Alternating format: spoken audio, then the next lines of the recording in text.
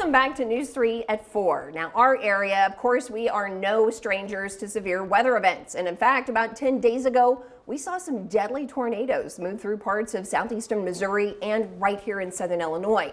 Well, the National Weather Service plays a big role in both forecasting for events like that and for surveying the damage afterward. Now, I'm joined by Justin Gibbs with the National Weather Service out of Paducah, and you're one of the lead forecasters there, correct, sir? Yep, that's right. All right. Well, thanks for coming in studio and talking with us today. Yeah, absolutely. Glad to be here. Well, and it's not often that we get an expert of this level right on hand in studio, and so I'm going to ask you some questions I know our audience has. Now, first, if you don't mind, tell us a little bit about the role that the National Weather Service plays in those days following an event like what we just had. Yeah, in meteorology, it's important to understand what has happened so we know what will happen in the future. So we spend a lot of time documenting the storm damage that occurred and what caused that storm damage to occur. We can tell from the wind patterns whether it was a tornado, what the intensity of the tornado was, and then where maybe there were downbursts and other things like that. And then we compare that to what we saw in radar, what we saw in our data.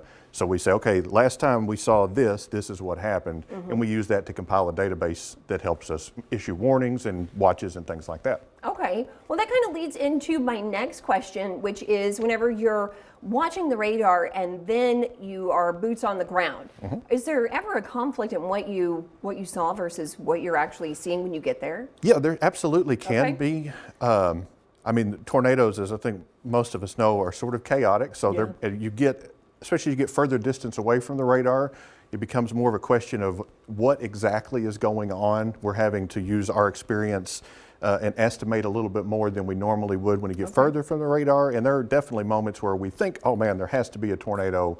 And it just isn't quite all the way to the ground. So we use that in our survey and boots on the ground to really sort of lock in and see exactly what happened. Okay. What, do you have, off the top of your head, some of those indicators where you can look at something and you go, that was a tornado?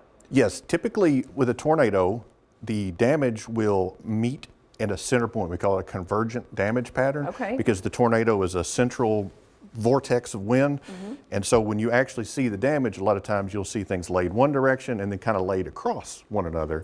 And then obviously the intensity of the damage, a lot of times we can tell, okay, you know, this was 160, 170 mile per hour type wind, so it would almost have to be from a tornado. And I'm sure in your experience, you can take a look around and go, oh, there's definitely some indicators. Yeah, absolutely. Well, you can usually tell from pictures and from initial indicators, and we can also see debris on our radar now that we couldn't years ago, so we know beforehand, oh, this was almost certainly a tornado. Now we just got to go in and piece out how strong it was and then compare that to what we saw on the radar so we can issue better warnings. Okay, well, that makes a lot of sense. Now, is there anything that, as far as working with the National Weather Service, that you would want our viewers to know that you wish maybe that they did know? Yeah, and I think a lot of folks know, but maybe not to the degree that we're always there watching. Okay. That a lot of us are from this area. Yeah. We are, you know, these are our people too. And so we're here 24/7 watching and making sure that we're giving the best notice that we can. We work with you all, we work with all our television and broadcast partners.